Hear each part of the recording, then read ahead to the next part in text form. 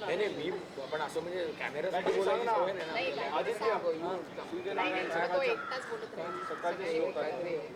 काल हो पण ते काहीच बोलत नव्हतं. सगळ्यांनी बोलायला पाहिजे म्हणजे असंच काहीतरी आर्ग्युमेंट करा.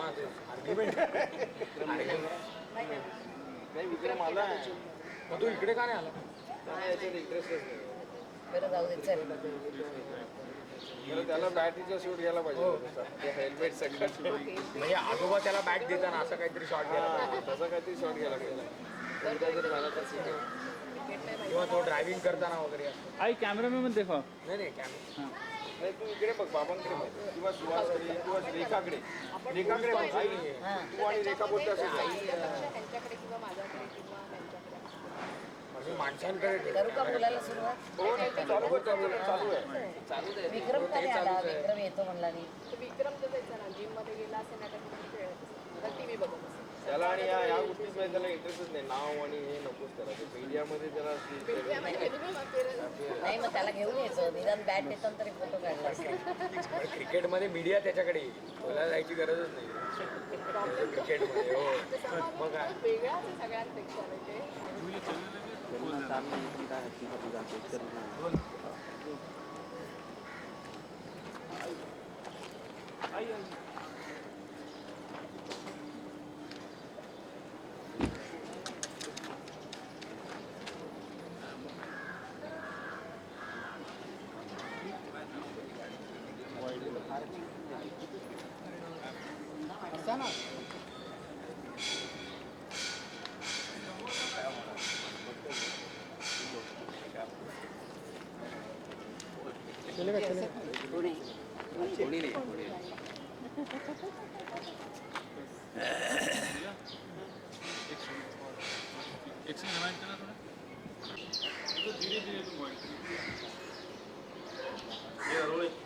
Satish ji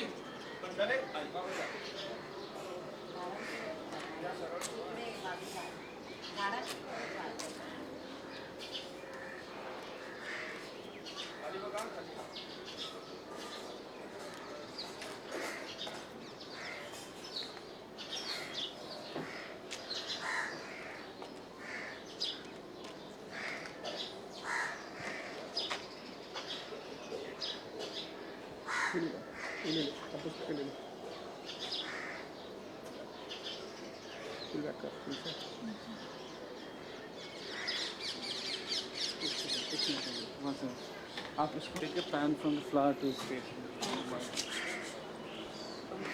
Flower to station. उनको रुकने को बोलो. सर एक मिनट. सर एक मिनट.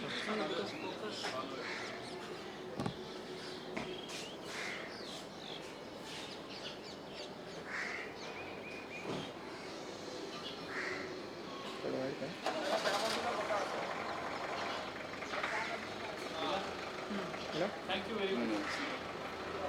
लोकांचे -2 मला माहिती -8 वाले लोक. गप्पा गोष्टी चालून द्या सगळ्यांच्या. ज्योतीला कॉफी. अरे आम्हाला चहा द्या. नुसते कप तरी द्या.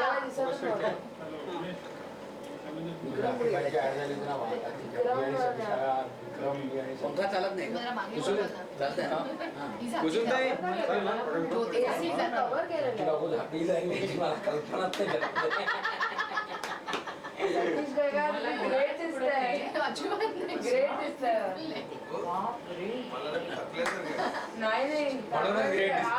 ग्रेट दिसतंय.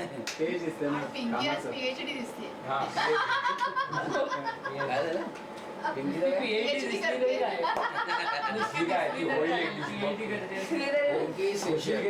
पिंकी बद्दल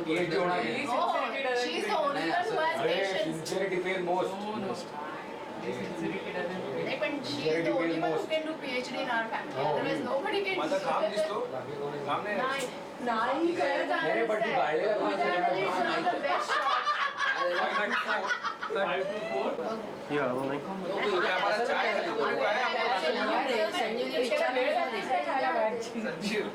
मैंने कहा अभी नाटक करना पड़ेगा. चाय तो खत्म हो गया. आम्हाला चहा नाही का? इथपर्यंत आम्ही कोपऱ्यापर्यंत गेलो इथे.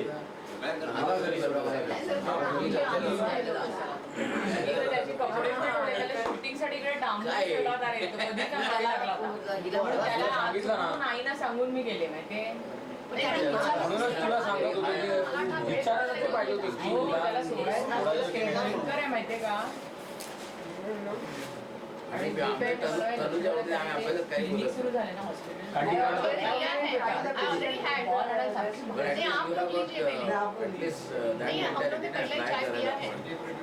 त्यांच्यामध्ये नाही आहे. ज्योती तू चहा बनव. हा आजीचं हिंदी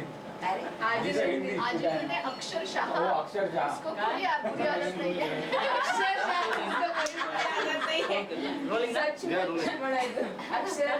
पण अक्षरशः हिंदीमध्ये म्हटलं तर चालत नाही का नाही हिंदीत वर्ड नाही. अक्षरशः असं नाहीच आहे. तू हे बोला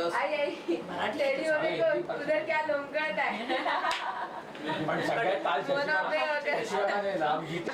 माहिती कोणीतरी पुढे म्हणजे नॉर्मल तुमच्या लाईफ मध्ये त्याची तयारी कशाला पाहिजे. सारं भाषण करायला साहित्य लागत नाही. हा एक मिनिट हा. Correct.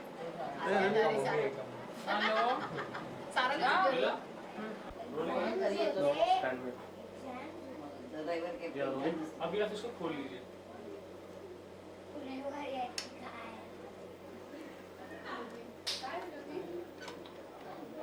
Should I put it in? या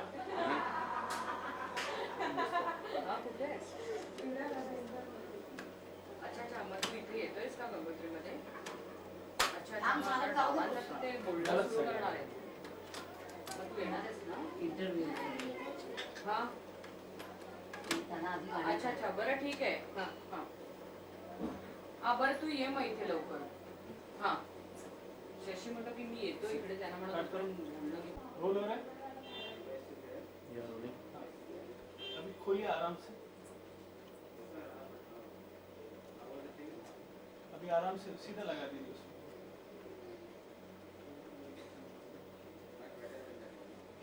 व्हाइट लगाऊं? हाँ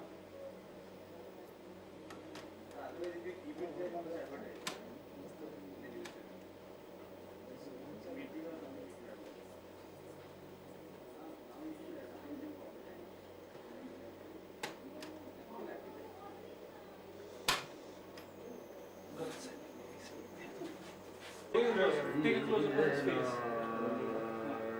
तब से आप जैसे सुन रहे हैं अपने आप उस हिसाब से आप लीजिए. कैसेट को भी देख लीजिए. कैसेट को हाथ में ले लीजिए और कैसेट को भी देखते रहिए.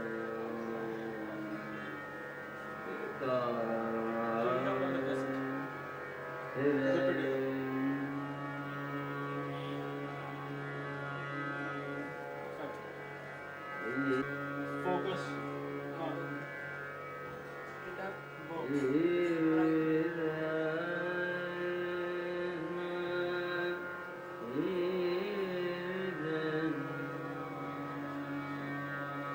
Again, थोड़ा wide रखो इसमें.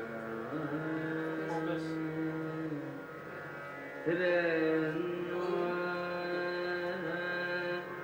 या रेडी. Okay, go.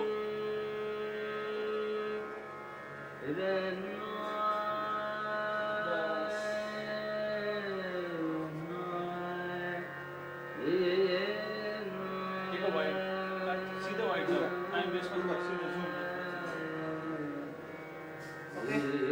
अभी आप कैसेट को ऐसे देख लीजिए पूरा क्या क्या लिखा है इस पे जनरली. और बस.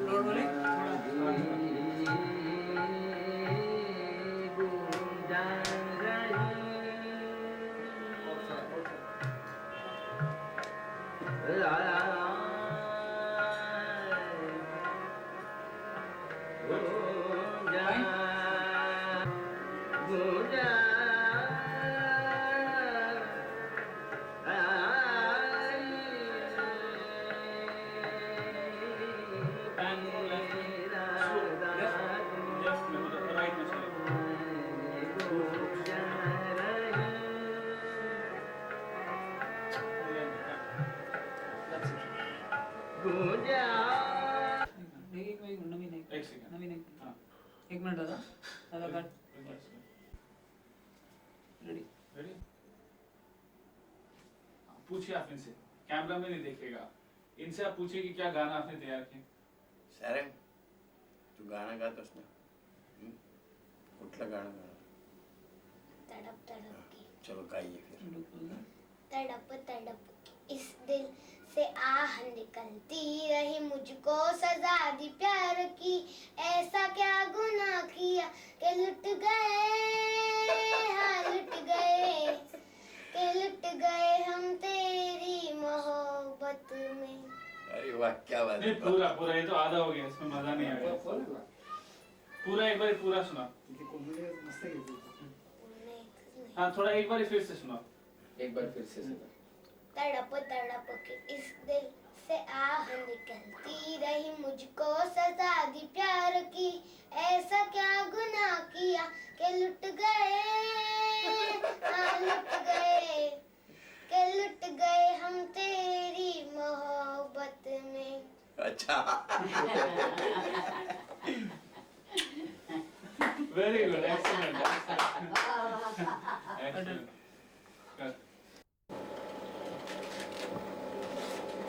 रेडी. आप अभी किताब जैसे आप पढ़ रहे हैं इसको लेकिन वैसे ही रखिएगा, यहाँ से ऐसे ही आप इसको पढ़ रहे हैं. रोल पे चलो रोल है रेडी.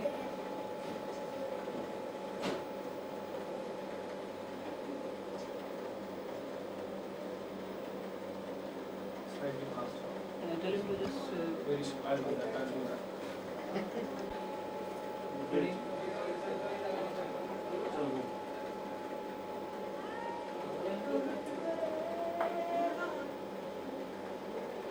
अभी आप पढ़िए किताब को जैसे पढ़ रहे हैं. चलो go. आप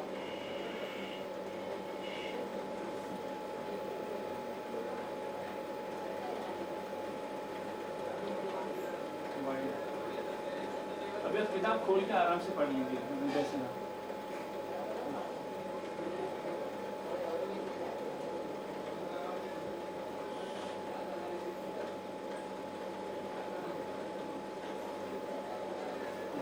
Kind of the book page. Let's try.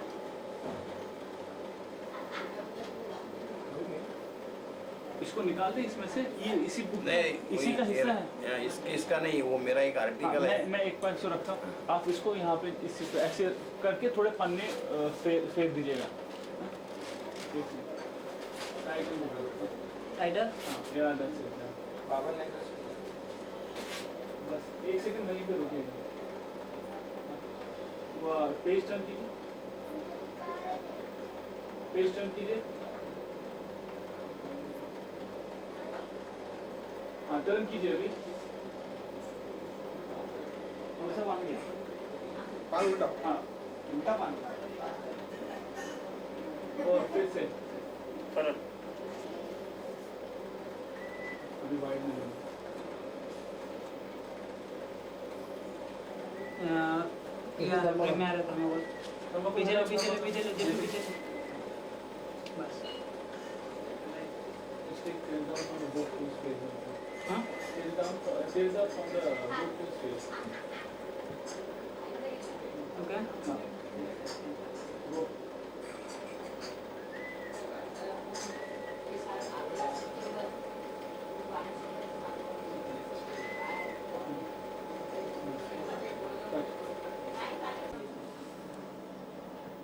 एक और पेज टर्न कीजिए आप. एक और पेज टर्न. आजोबा एक पान अजून पलटा. अशी पानं पलटीच राहा. बस एक बस एकच आहे. हाँ टर्न कीजिए इसको. अजून एक करा. बस.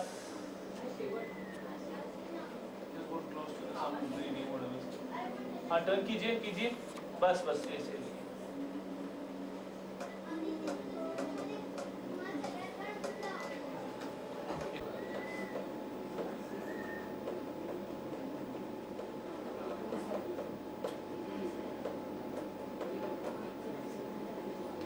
बस.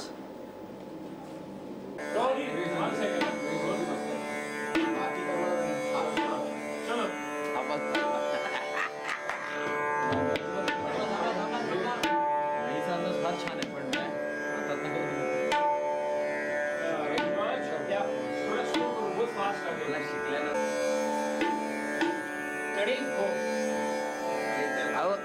तशी होते ते शॉर्ट घेत आहेत.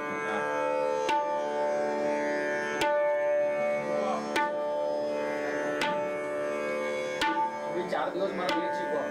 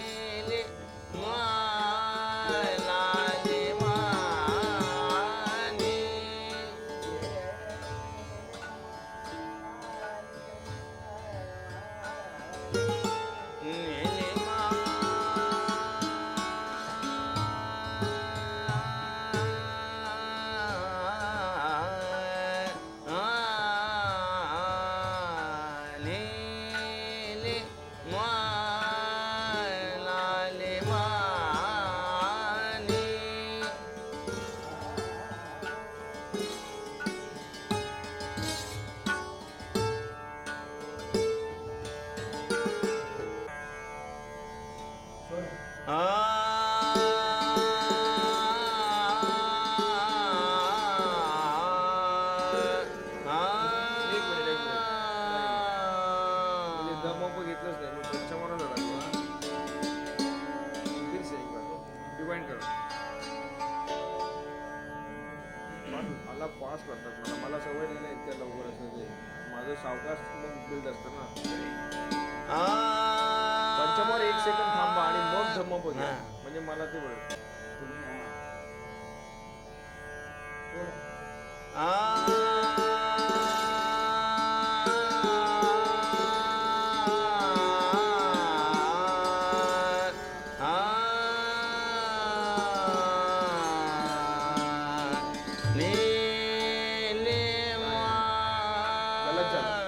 गलत केलं बरोबर नाही केलं तू असं काय करतो आधी.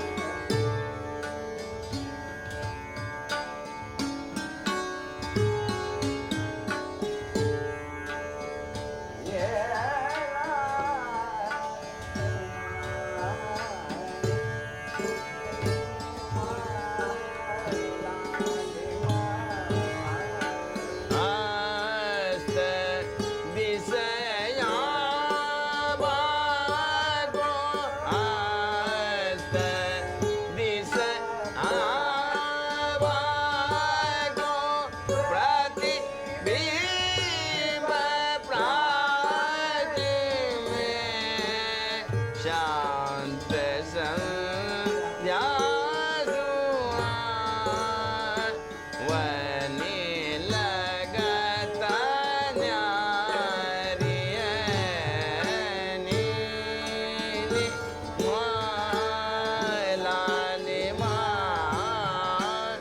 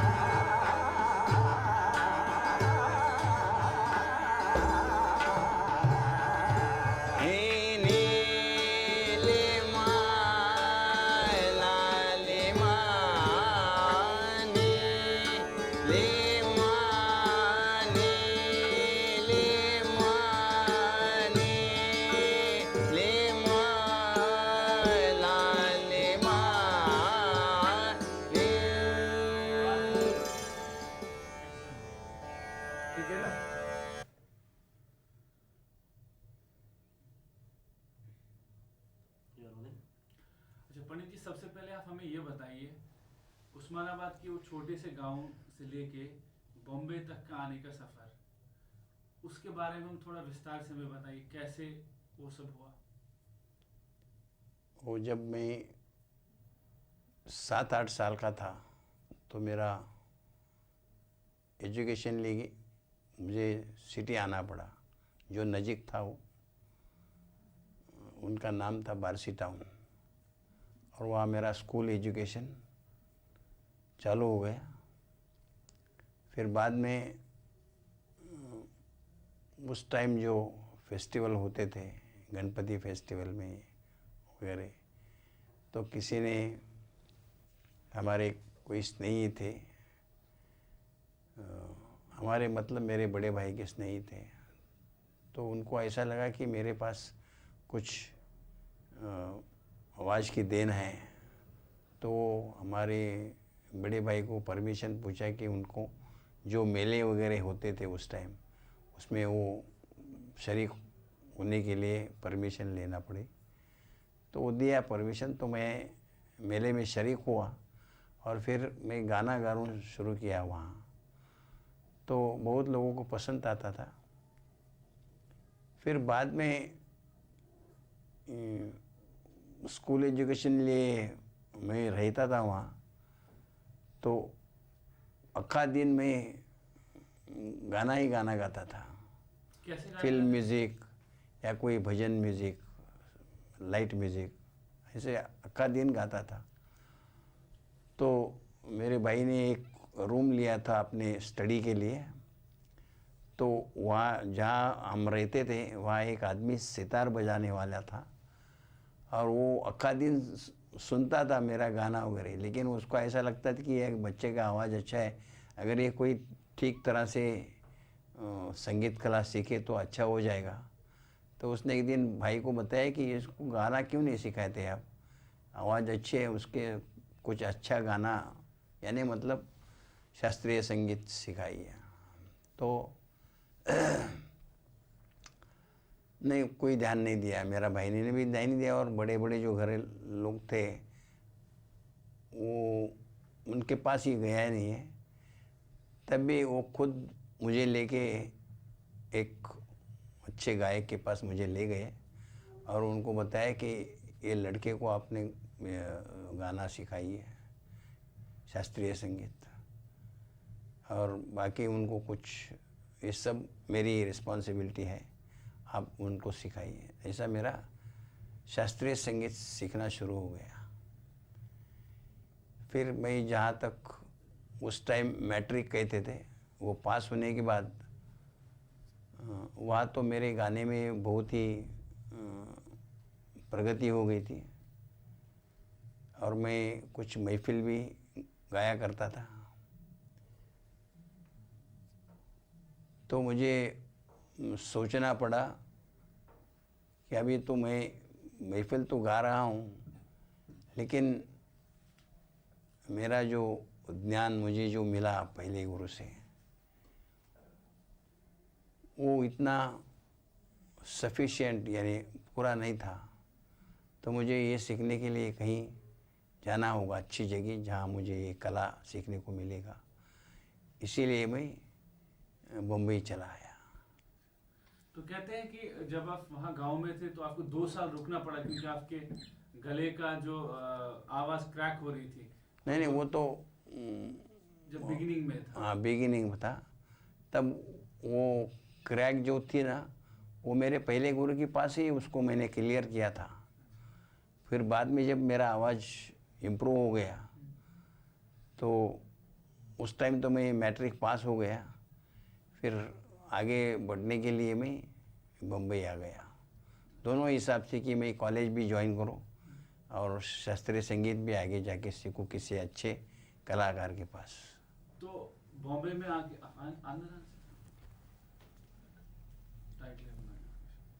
नाव सांगा ना गोविंदरावांचं। हाँ, वो अभी मेरे मैं आपको पूछूंगा, आप बताइए कि अब मैं आपको पूछूंगा बॉम्बे आने के बाद आपने कौन से गुरु से मैं बॉम्बे आने के बाद तो फ़ौरन गुरु कोई मुझे मिला नहीं। हाँ, वो यानी बताएंगे एक सेकंड। नवीन भाई, हाँ। ये जो अभी बताया ना, हाँ। वो पहले गुरु का आप सिर्फ इतना बता दीजिए कि जो मेरे पहले गुरु थे उनका नाम।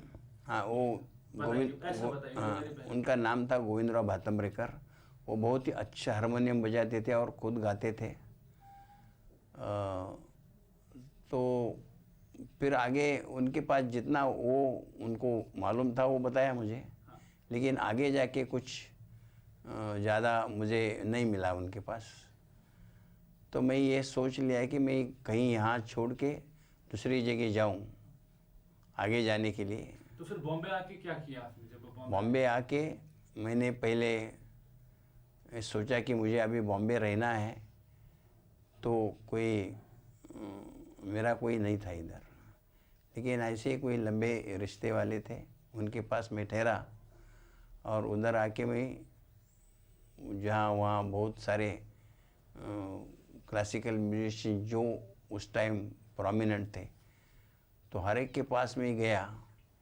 लेकिन मुझे ऐसा लगा कि मेरी कंडीशन उनके से बहुत ही अच्छी है, उनके पास सीखने से मुझे कुछ नहीं मिलेगा। तो ये सोच के मुझे गुरु 1 साल के बाद मुझे मिला। क्या नाम था उनका? उनका नाम था राजाराम बुआ पराटकर। तो उसने मेरा थोड़ी सी टेस्ट लेने के बाद उसने कबूल किया कि आप, मैं सिखाऊंगा आपको। तो वहाँ से मेरी असली तालीम शुरू हो गई। जिसे संगीत में तालीम एक जो भाग है ना, वो बहुत ही इम्पोर्टेंट है। तालीम का गाना ये बहुत ही उस टाइम भी, आज भी लोग मानते हैं घराने गायक लोग घरानेदार है क्या, उसके पास कुछ ज्ञान है कि नहीं वगैरह, वो मुझे जब मिले तब मुझे ऐसे लगा कि यहाँ मुझे सीखना चाहिए। और मेरा पहला जो गाना था वो हटकर मुझे वो गाना मुझे मेरे में इम्बाइब करना पड़ा, यानी मेरी स्टाइल थोड़ी सी अलग थी, किराना की थी। फिर मेरे गुरु ने बताया कि आपको बहुत ही चेंज करना पड़ेगा। तो बोला मैं गाना सीखना है मुझे, तो चेंज करूँगा मैं। आप हमें वो दिखा सकते हैं एक बारी करके, जो पहले आप गाते थे और जो आपने चेंज किया वो कैसा था वैसा? नहीं, वो जैसे एग्जाम्पल थोड़ा सा। ये जो आलापचारी गायकी जीत थी ना, वे हम बहुत गाते थे और सुर पे ध्यान बहुत था। ऐसा नहीं कि अभी सुर पे ध्यान है, लेकिन उस टाइम सुर पे बहुत ज़्यादा ध्यान देते थे। और वो घराने के लोग सुर पे ज़्यादा ध्यान देते हैं, किराना घराना। और मैं शुरू जो किया वो ग्वालियर में सीखना शुरू किया। तो ग्वालियर में भी अच्छे गायक थे, लेकिन वो जो सुरों का एक प्रभाव था वो ग्वालियर में नहीं था। ग्वालियर में गाना अच्छा सीखने को मिलता था, लेकिन सुरों का प्रभाव वो गाने में, वो स्टाइल में नहीं था। तब भी गाना सीखना एक बात बहुत इम्पोर्टेंट थी। गाना सीखना है तो घराना कौन सा ये नहीं, गाना सीखना ही इम्पोर्टेंट बात है। तो सीख के लेना, फिर आपको जैसा चाहिए वैसा आप मोल्ड कर सकते हैं। इस इरादे से मैं शुरू किया। वो वहाँ 20 साल मैंने तालीम लिया और अच्छे जो बंदिशें हैं वो सीखने को मिला मुझे। उस टाइम एक भाई दूसरी बात कि राग सिखाते नहीं थे शास्त्रीय संगीत में, बंदिशें सिखाया जाता थी। तो वो मुझे बहुत सारे बंदिशें सीखने को मिला, राग भी सीखने को मिले। और ऐसा मैं ग्वालियर से 20 साल सीखने के बाद आगरा में पंडित जगन्नाथ बुआ पुरोहित, जो मेरे तीसरे गुरु थे, उनके पास गया इनके लिए कि कुछ संगीत में भावना है। ये मुझे तब मालूम पड़ा जब मैं उनका एक प्रोग्राम सुना और मुझे ऐसा लगा कि ये भी एक कुछ अलग बात है जो मुझे ग्रहण करना चाहिए। तो मैं 1 साल में उनके पास पहुंचा और बोला मुझे ऐसी ऐसी इच्छा है कि आपके पास मैं सीखूं।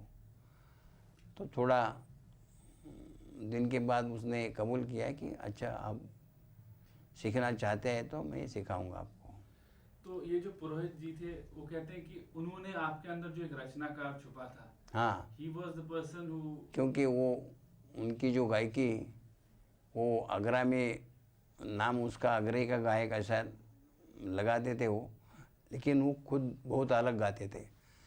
उसमें कहीं आगरा नहीं था, बहुत ही इमोशनल गायक थे।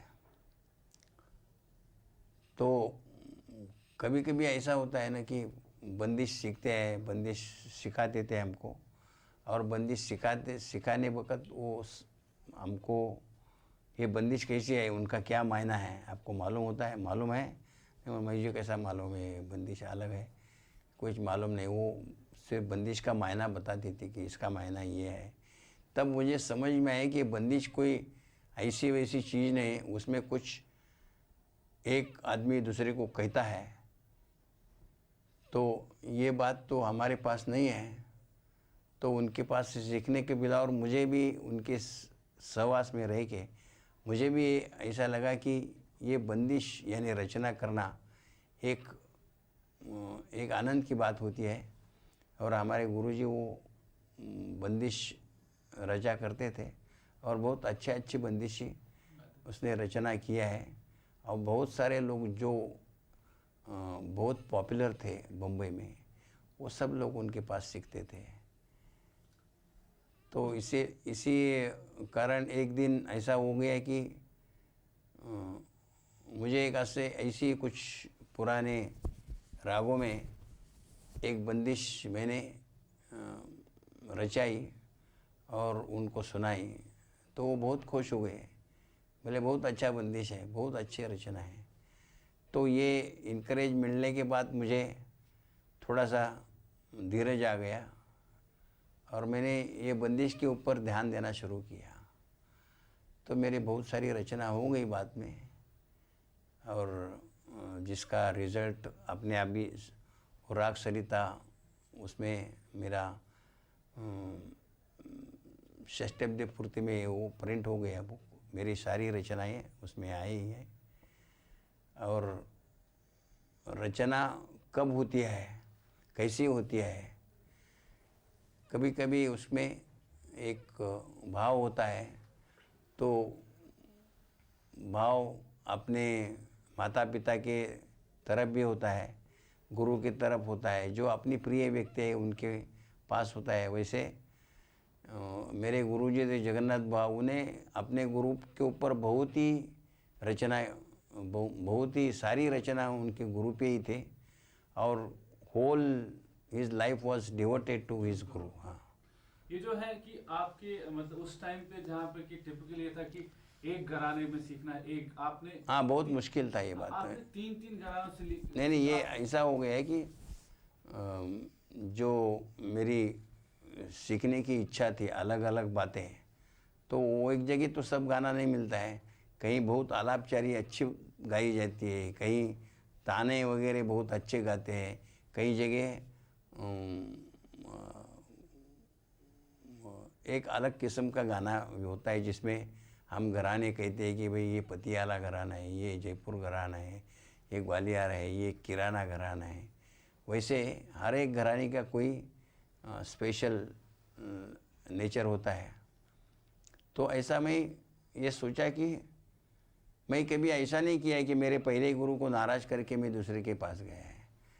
मैं हमेशा ये देखा है कि मेरे पहले गुरु नाराज़ न होके मुझे ऐसे परमिशन दे कि मुझे आगे सीखना है। अगर आप हाँ कहे तो मुझे इनके पास जाना है, सीखना है।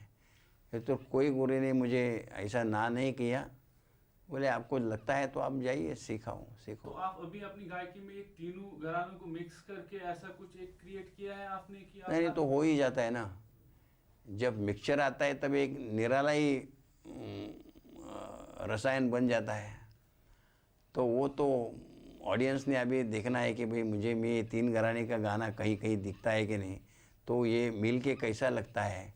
तो audience will decide it whether I have done my own, they added my own things, and इसके साथ कोई अलग एक्सपीरियंस ऑडियंस को आया तो बोलती थी कि भाई आपने तो 3 घराने में सीखे, लेकिन आपका एक बात कोई अलग है।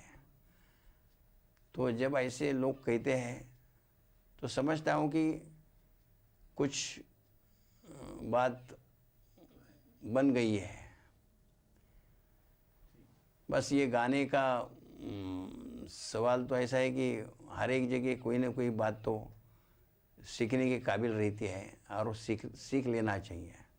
ऐसा मेरा स्वभाव है कि जो भी अच्छी बात है उसको ग्रास्प करना, अपने में उतरने की कोशिश करना।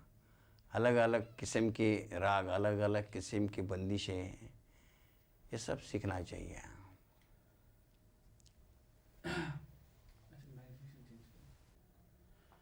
अभी आपको जो सफलता नेशनल लेवल में मिली वो काफी देर से मिली, हाँ, उसकी क्या वजह है? नहीं, उसकी वजह तो बता नहीं सकता है, क्योंकि it depends on the audience, how they receive you. Ultimately आपका जो आप कला करते हैं, तो कला आपके अप्रिशिएट करने के लिए जो ऑडियंस आपको मिलता है, वो अगर मिलने के बाद वो कंटिन्यूस मिलता है कि कोई ऐसे एक दफ़े मिला और गया, वो तो नहीं हो सकता है ना। जब तक कंटिन्यूटी रहता नहीं है एनकरेजमेंट में कि भाई बहुत अच्छा गाए आप, हम प्रोग्राम आपको यहाँ रखा है, वहाँ रखा है, वहाँ रखा है। और उस ज़माने में तो बहुत मुश्किल बात थी। कुछ इन्हें गिने कलाकार लोगों का प्रोग्राम म्यूज़िक सर्कल में होते थे। लेकिन कहते हैं कि म्यूजिक सर्कल में आप वैसे भी काफ़ी पॉपुलर थे, लेकिन मेन स्ट्रीम में नेशनल लेवल में पब्लिक के सामने आपका जो ये रहा वो बहुत देर के बाद रहा, उसकी आपके हिसाब से क्या वजह थी? उसके वजह मैं तो बोलता हूँ एक लग जो फैक्टर रहता है ना, वही है कि भाई आपका लग जब आता है तब आपको मिल जाता है सब। और ये नसीब की बात तो अच्छी है कि सबको नहीं मिलता है, किसी को ही मिलता है, जिसको मिलता है तब सब बातें अच्छी मिलती है। तो ये भी एक नसीब की बात है कि भाई आपको नाम मिलना, पैसा मिलना, प्रोग्राम मिलना, ये तो नसीब की बात है। ऐसा तो नहीं था कि मतलब आपने ज्यादा पूरा ध्यान अपनी म्यूजिक की तरफ ही नहीं नहीं, उसका एक बात अलग है कि हम जब सीखते थे ना तो हमारे पास एक ही ध्येय था कि पहला सीख लो। ये जो जल्दीबाजी जो है ना कि मैं सीखा एक साल भर और ऐसे में ख्वाहिश धरूँ कि मेरा प्रोग्राम यहाँ होना चाहिए वहाँ होना चाहिए, नहीं होता है। जब तक आपके पास कुछ मटेरियल नहीं है तो आप दुकान क्या खोलेंगे, नहीं क्या? तो इस हिसाब से हमारा सब कंसंट्रेशन विद्या हासिल करने में बहुत ही था। और उस टाइम ज़माने के बहुत सारे मेरे जो कंटेम्पररीज हैं वो सब लोग ऐसे ही थे कि विद्या हासिल करना एक काम था उनका।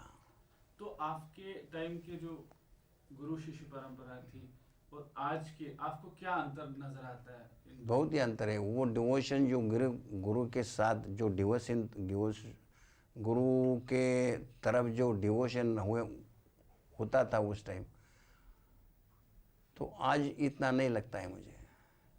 क्या वजह है उसकी? वजह कुछ नहीं है, वो it's a personal thing, you know.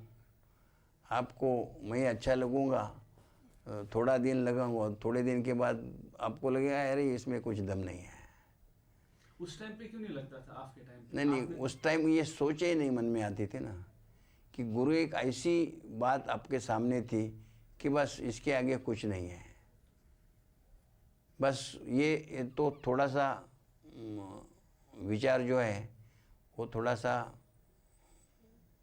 क्या बोलते हैं उसको कि ये ऐसी सोच मेरे राय से ठीक नहीं है। हर एक आदमी में कुछ ना कुछ तो बात होती है और ऐसा उसको डिस्कार्ड नहीं करना चाहिए। तो इस हिसाब से मैंने जो भी विद्या हासिल किया, हाँ, ये बताइए जो कि जो भी मैं सीखा हूँ मेरे गुरु से, तो वो अच्छी बात सीखा। और जहाँ भी मैं गाऊँ वो किसी को ऐसा नहीं लगा कि भाई इसको तालीम नहीं है। ये तालीम नहीं, ये बहुत ये ऐसी बात है कि उस टाइम इसको बहुत लोग सोचते थे कि भाई कौन सा घराने का लड़का है, ये कहाँ सीखा है, किसके पास सीखा है। बहुत सारी इंक्वायरी करते थे वो। तो वो सोचने के बाद भी बहुत सारे लोग मेरे ऊपर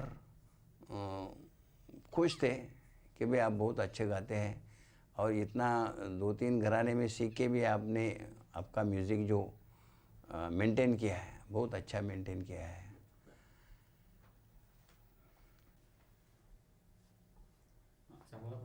बताइए। तो ये कभी मन में नहीं आया, क्योंकि मेरे सारे गुरु बंधु या उस टाइम जो भी मेरे उम्र के लोग थे वो गाना सीखने के लिए बहुत तरसते थे।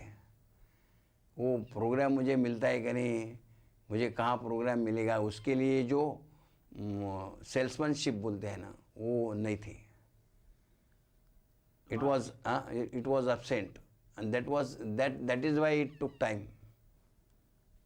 तो आज के जमाने में आपको लगता है कि सेल्समैनशिप होना जरूरी है? भाई करते हैं लोग, वो किसी में अपना बायोडाटा रख के ही बाहर जाते हैं। कोई भी आदमी मिला तो पहला वो बायोडाटा दे देंगे। अभी उनके पास उतना है या नहीं, उसकी तालीम है या नहीं, वो नहीं सोचते हैं। लेकिन वो इतना तो करते हैं कि हमसे क्या, हम गाते हैं तो हमको ये मिलना ही चाहिए। तो ये हमारी में कभी एक ख्वाहिश नहीं थी कि भाई हम कंपटीशन नहीं था आपके? नहीं कंपटीशन नहीं था। और वो कलाकार में भी ये कंपटीशन का नेचर नहीं था। भाई आप गाए, मैं गाया, बहुत सारे ऐसे महफिल होती थी कि जहाँ हम सारे लोग एक कट्टे गाते थे, एक के बाद एक गाते थे, लेकिन आनंद से गाते थे। दुख नहीं होता था, और उसमें एक स्पोर्टिव स्पिरिट आ जाता था कि भाई ये बहुत अच्छा गाया कल। तो हम जाके उनको कहते थे कि भाई आप बहुत अच्छा गाया। शायद वो मुझे जूनियर हो, लेकिन उसके जाके मैं बताता था कि आप बहुत अच्छा गाया, ये राग बहुत अच्छा गाया। ये जो तीनों घराना है, इन तीनों घरानों में से आप सबसे ज्यादा किसके साथ आइडेंटिफाई कर पाते हैं अपने आप को? ग्वालियर का। पूरा सेंटेंस में हमें बताइए कि मैं सबसे नहीं, ग्वालियर की तालीम ही मुझे ज़्यादा मिली ना, उसीलिए मेरे गाने में ज़्यादा ग्वालियर ही दिखाई देगा, और फिर अगला दिखाई देगा। और वैसे तो ओरिजिनली मैं किराना में सीखता था, तो उनके भी बहुत याद दिला सकता हूँ मैं कि ये किराना था। लेकिन ज्यादा आप पे जो हाँ, ज़्यादा ग्वालियर, क्यों उसका असर बहुत हो गया ना। 20 साल तक मैं सीखा, और 20 साल ऐसी तालीम मुझे मिली कि वो ग्वालियर ग्वालियर रह गया। अच्छा पंडित जी, आजकल इतने ज्यादा कॉन्सर्ट्स हो रहे हैं, इतने ज्यादा लोग आते हैं कॉन्सर्ट्स में, आप देखिए हर दूसरे दिन कॉन्सर्ट होता है। आपको लगता है कि क्लासिकल म्यूजिक पॉपुलर हो गया, बहुत ज्यादा लोग उसको समझने लगे हैं, काफी ज्यादा लोग? नहीं, इसमें एक थोड़ा सा मेरे राय से कि कोई लोग दिखावे के लिए आते हैं कि मैं इनका गाना सुनने को गया था और मैं उनका प्रोग्राम सुना। अभी मैं रविशंकर का प्रोग्राम सुना, एक कहने में लोग बहुत देवर टेकिंग प्राइड कि मैं रविशंकर की सतार सुना, या भीमसेन जोशी का गाना सुना, या कोई अच्छा आर्टिस्ट का गाना सुना। लेकिन उसमें ये बात नहीं थी कि उनका गाना अप्रिशिएट करने के लिए मेरे पास कुछ है कि नहीं, ये नहीं सोचते थे वो। अभी रविशंकर का नाम ले गया तो ऐसे समझते कि लोग समझते हैं वो बहुत अच्छा जानकार आदमी है, इसीलिए वो रविशंकर का प्रोग्राम में गया। ऐसा तो कुछ नहीं है। आपको क्या लगता है किस प्रकार के लोग कॉन्सर्ट देखने आते हैं? जो क्लासिकल म्यूजिक कॉन्सर्ट्स होते हैं, किस टाइप के लोग आते हैं? सारे टाइप के लोग आते हैं। कोई ऐसा दिखाने के लिए आते हैं, कोई लोग प्रेम से आते हैं कि भाई हमको आज किसी नया आर्टिस्ट सुनना है, इस हिसाब से आते हैं कि आज सुनेंगे उनको ज़रा कैसा लगता है गाना या बजाना। तो ये हिसाब से हर एक कलाकार तो अच्छा ही रहता है, तभी उसमें थोड़ा सा फ़र्क रहता ही है। जहाँ तालीम होती है ना, वहाँ ज़्यादा आनंद मिलता है, जहाँ तालीम नहीं है वहाँ आनंद नहीं मिलता है, क्योंकि तालीम का गाना एक अलग लगता है। किसी गुरु के पास बैठ के सीखना और सुन के सीखना, इसमें बहुत फ़र्क रहता है। एक आम आदमी के लिए ये जरूरी है कि उसको ज्ञान हो क्लासिकल म्यूजिक का, उसको नहीं, मजा लेने के लिए? बिल्कुल नहीं, बिल्कुल नहीं है। ज्ञान होना जरूरी नहीं, लेकिन गाना अच्छा हो तो जिसको गाना नहीं समझता है वो भी बैठ जाते हैं ना। तो उसका मतलब क्या होता है कि गाने का या कला का कुछ असर होता है, वो उनके ऊपर हो जाता है। अगर वो आर्टिस्ट अच्छा पेश करता है अपनी कला, तो वो बैठ जाते हैं, उसको समझने की कोई आवश्यकता नहीं है। और जो म्यूज़िक क्रिटिक्स रहते हैं, ऐसा थोड़ा ही कि वो सब बहुत उसका स्टडी करके वो बैठते हैं। वो तो ऐसे आके बैठता है, वह अच्छा लगा तो अच्छा लगा लिख देते हैं। तो एक आदमी का मत तो सब लोगों का मत नहीं होता है ना। इतने सारे लोग प्रोग्राम में बैठते हैं, तो ऐसा तो कहने से। आपने कोई मेजर ट्रेंड देखी है अभी कुछ सालों में म्यूजिक में, क्लासिकल म्यूजिक में? Is there any major trend which has happened? Major trend क्या, वो जो ट्रेंड पहले से चलते आया है वही है। वो थोड़ा सा इधर उधर फ़र्क होता है प्रेजेंटेशन में, तो नए बातें कुछ आ जाते हैं, नए राग, नए बंदिशें, ऐसे हो जाता है। लेकिन ट्रेंड तो क्वालिटी है क्लासिकल म्यूजिक की, वो बरकरार है आपके ख्याल से? जो नए म्यूजिशियंस आते हैं अभी, वो बरकरार है आपको लगता है? मैं I couldn't follow you. Means the pure classical music ये प्योर क्या है ये समझना बड़ा मुश्किल है. What is pure? क्यों you can't define pure. Purity you can define only when you know something of the music. कि this is pure and this is impure. According to me, there is no pure and impure. एक तालीम जो होती है जहाँ से वो आया है, अगर वहाँ से डायरेक्ट आपको मिला, उस घराने का कोई आदमी आपको तालीम दिया तो आपको समझ में आएगा.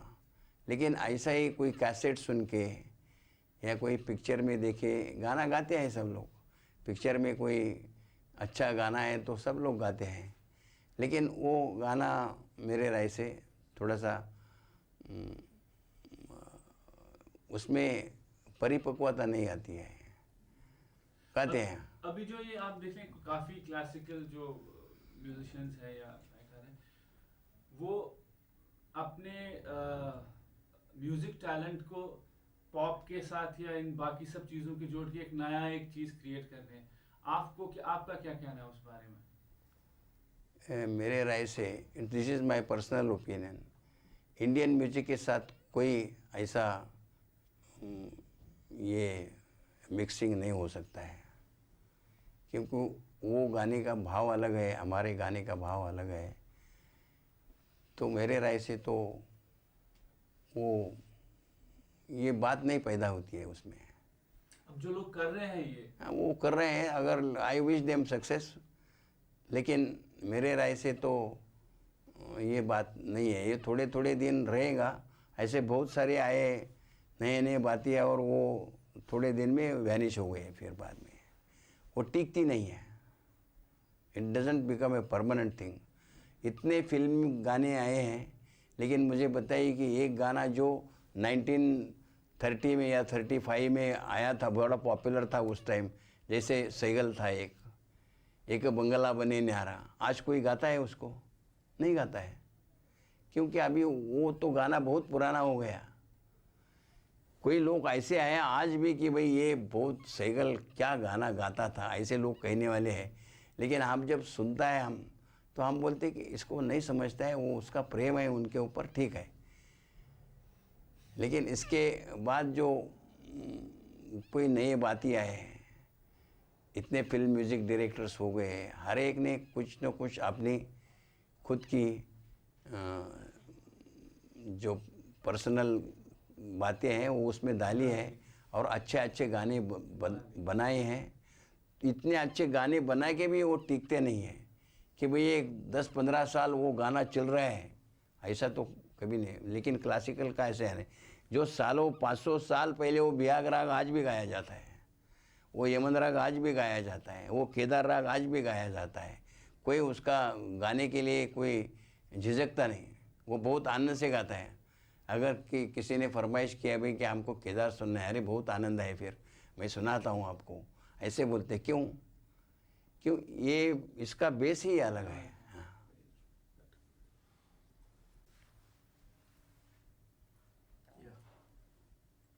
आप अपनी सक्सेस का क्रेडिट किसको देना चाहते हैं?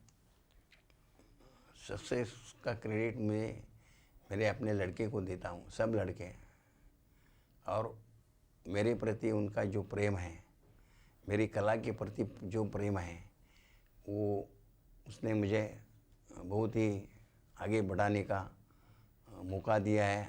और आज भी वही सब लोग मेरे लिए बहुत सारे परिश्रम करते हैं.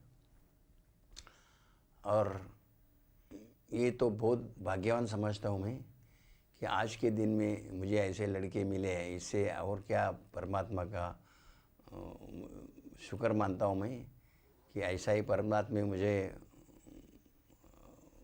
आखिर तक मेरे लड़के मेरे साथ रहे और मुझे ऐसे ही इनकरेज करते रहे. ये अच्छा है या बुरा वो समझते हैं, इसका ही मतलब वो समझते हैं कि अच्छा क्या है बुरा है, कैसे जा रहे हैं हमारे पिताजी, ठीक है जगह पे या कोई जगह छोड़ के जा रहे हैं.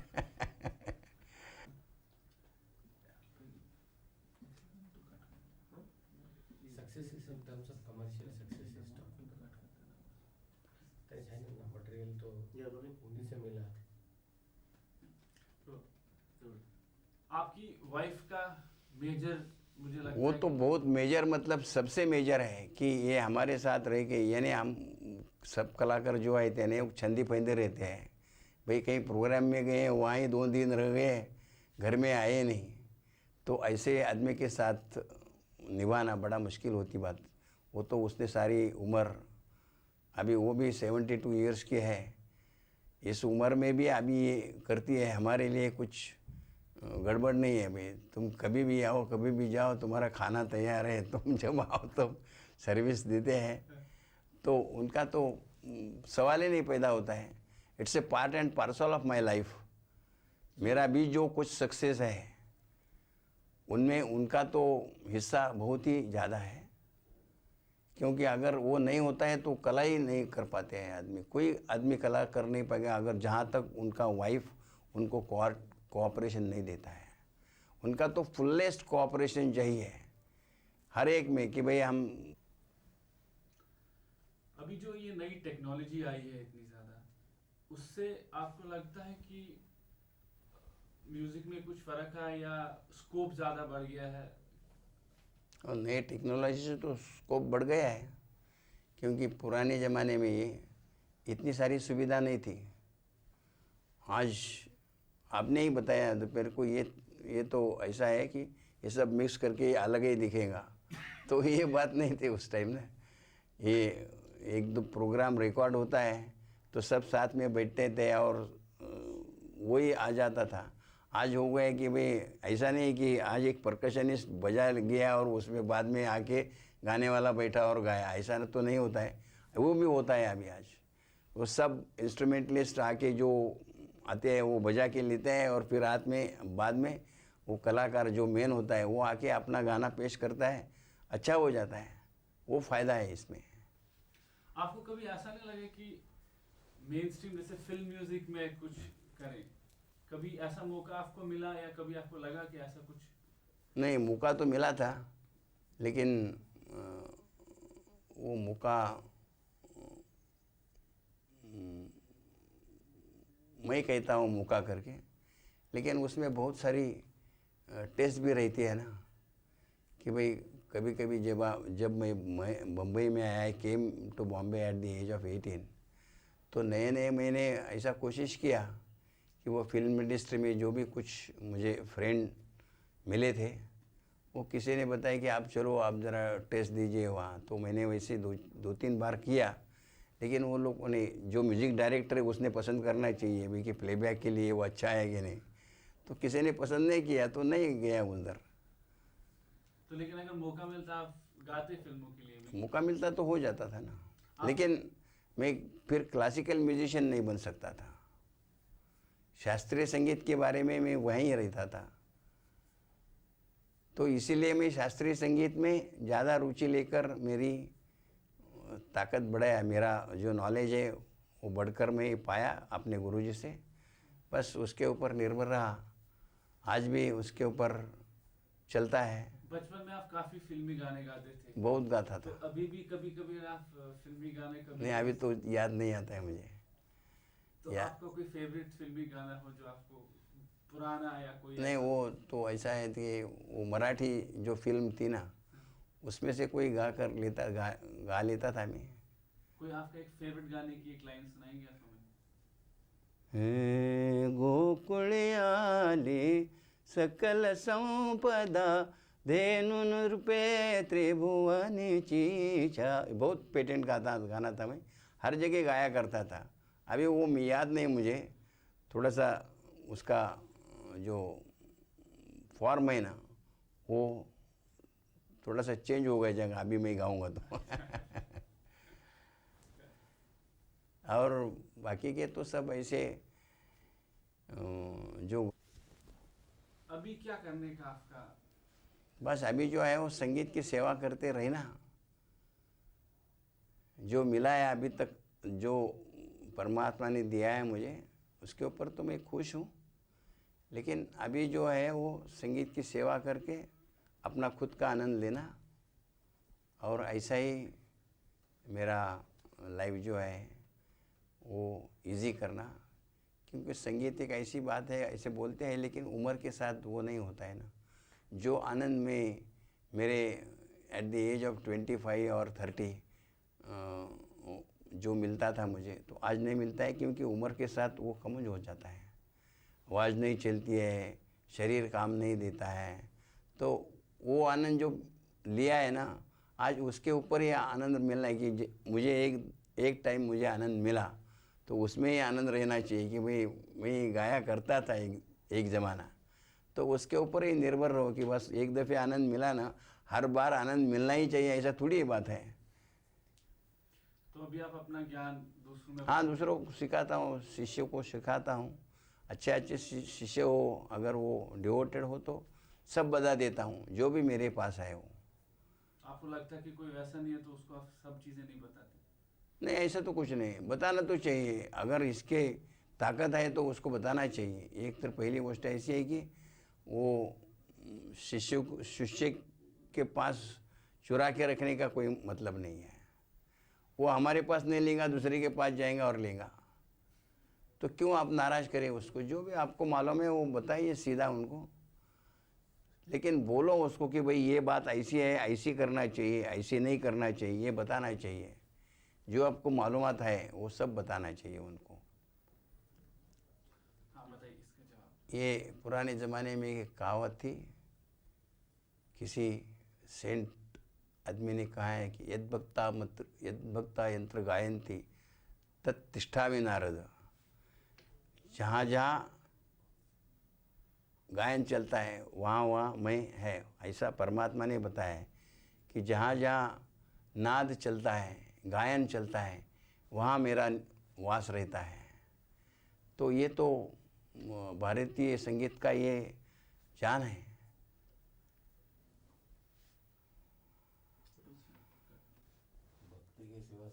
हाँ, तो बहुत सारी पुरानी बातें जो है ना भक्ति की रह गए हैं। जैसे अर्जुन और भगवान श्री कृष्ण, वही भक्ति थी ना। अभी मालूम नहीं कहाँ कुछ टाइम की थी वो, लेकिन वो भक्ति थी। तो ऐसी भक्ति अभी इस ज़माने में कम दिखाई देती है। ओके, आप फिर से पूछ लीजिए। हाँ, भक्ति मूवमेंट के बारे में हमें बताइए। भक्ति बहुत पुराने ज़माने से आई है, और ये जहाँ तक मेरे राय में ये दुनिया के आखिर तक ये रहेंगी। एक ऐसी बात है कि जो भक्ति के बिना नहीं होती है, और ये भक्ति तो जैसे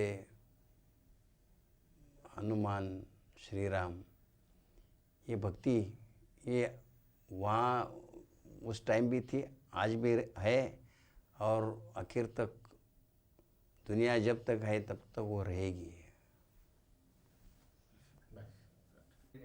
इट इज देयर। ये जो आजकल हम म्यूजिक वीडियोस, हाँ, तो हमें ये भक्ति संगीत का जो रिवाइवल है, कहते हैं कि म्यूजिक वीडियोस और इन सब चीज़ों की वजह से हो रहा है। आपका क्या राय है इसके बारे में? भक्ति संगीत तो ज़माने से चलते आया है, और जो है उसका पुनर्जीवन तो सवाल ही नहीं पैदा होता है। वो है ही, वो रहेगा, आखिर तक रहेगा बस। आपने बहुत अच्छा बोला इस बारी। फोर्सफुली सांगा की जो जीवित है उसका पुनर्जीवन का सवाल ही नहीं होता, असं कंटिन्यूअस बोला, don't take pause, otherwise it gives to different. ये जो भक्ति संगीत का रिवाइवल है, ये जो लोग कहते हैं कि म्यूजिक वीडियोस और इन सब चीज़ों की वजह से हो रहा है, आपका क्या राय है इसके बारे में? ये भक्ति संगीत तो ज़माने से चलते आया है, अभी वो है तो पुनर्जीवन का सवाल ही नहीं पैदा होता है, वो तो रहेगा। पुनर्जीवन जब कौन सा, वो तो एक अलग बात है। जो नहीं है उनका पुनर्जीवन कह सकते हैं, लेकिन वो तो है और वो रहेगा आखिर तक। He is not satisfied. तुम्ही जीवित बरं बाबा एक्टर ने, पण उधर तो डायरेक्टर जो बोलता है वही बोलना पड़ता है। He would have been superstar. ये रिवाइवल जो है भक्ति संगीत का, आप इसके साथ एग्री करते हैं? हाँ है, जो जीवित है उसका नहीं आप ऐसे बोलिए। आपने गलत सवाल कर दिया तो उन्होंने पूछ लिया। आप वैसे ही करिए कि आपका क्या ख्याल है कि ये जो म्यूजिक वीडियोस या फिल्म म्यूजिक से आपको लगता है कि भक्ति संगीत का रिवाइवल हो रहा है? नहीं, जो जीवित है उसमें पुनर्जीवन का सवाल ही नहीं पैदा होता है वो है, आखिर तक रहेगा। अच्छा यू कम तुम्ही आता ह्याच्यात आहे ना, आता now you express yourself, doesn't matter if you deviate here and there. तुम्ही सांगा की त्यागराज और सूरदास जैसे थे, इनकी तरह हमारे पास अभी भक्ति संगीत के लिरिसिस्ट हैं जो लिखते हैं? है। अभी मेरे जहाँ तक मुझे याद आता है, वो एक ऐसे कवि हो गए गदी माडगुळकर, जो भक्ति संगीत लिरिक्स बहुत अच्छे लिखते थे और लोगों को भी पसंद आए। अभी इसके आगे तो नहीं बोल सकता हूँ मैं, लेकिन ये जहाँ तक मुझे याद है वो वन मिस्टर गदी माडगुळकर। कोई एक खास चीज होनी चाहिए आदमी में ये लिरिक्स लिखने के लिए? भक्ति होना चाहिए ना, वो जो समर्पण एक भावना रहती है ना, अगर वो नहीं होगी तो वो लिरिक्स भी नहीं आएंगे ध्यान में। लिरिक्स लिखने में वो भाव संपूर्ण होना चाहिए भाई, समर्पण होना चाहिए। That devotion should be there, then only you can write the lyrics, otherwise it's impossible. So you think for an ordinary person it's impossible to write lyrics for? Naturally. तो आप ऐसे बताइए कि एक आम इंसान के लिए ये मुश्किल है? नहीं हो सकता है ना, आम आदमी तो नहीं लिख सकता है, क्योंकि उनकी भावना भक्ति, जहाँ तक वो भक्ति का मतलब क्या है वो समझेगा नहीं तो क्या लिरिक्स लिखेंगे। जहाँ तक मुझे भक्ति का अर्थ मालूम नहीं तो मैं भक्ति गीत कैसा लिखूंगा।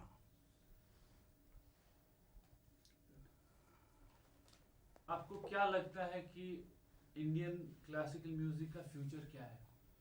बहुत अच्छा फ्यूचर है, बहुत अच्छा फ्यूचर है।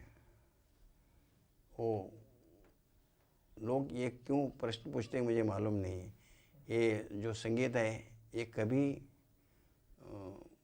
बुझने वाला नहीं है, वो तो दिन ब दिन बढ़ने वाला ही है। ये तो मेरे खुद की राय है कि ऐसा संगीत है कि जो आदमी को परमात्मा तक पहुंचा देता है। तो मेरे राय से तो रहेगा, अच्छी तरह से रहेगा। अच्छे लोग उसमें पैदा होंगे, कलाकार होंगे और ये बात बन जाएंगे। हाँ, thank you very much. Very good. Last one.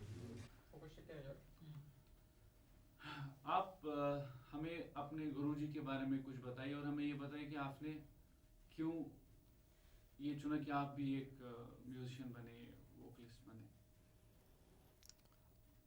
बचपन से जो हमने संगीत सुना, जब से हमने होश संभाला तब से हमने संगीत ही सुना है और उस संगीत में रुचि पैदा हो गई। और रुचि पैदा होने के बाद हमने सोचा ये संगीत करना चाहिए, इसके लिए नहीं कि हमारे पिताजी एक बहुत बड़े कलाकार है बोल के। हमें संगीत में रुचि है और वैसे आदर्श उन्होंने हमारे सामने रखे। और एक पिताजी होने के नाते उनका जितना बड़ा योगदान है वैसा ही और उससे भी ज़्यादा उनका गुरु इस नाते से उनका बहुत बड़ा योगदान है।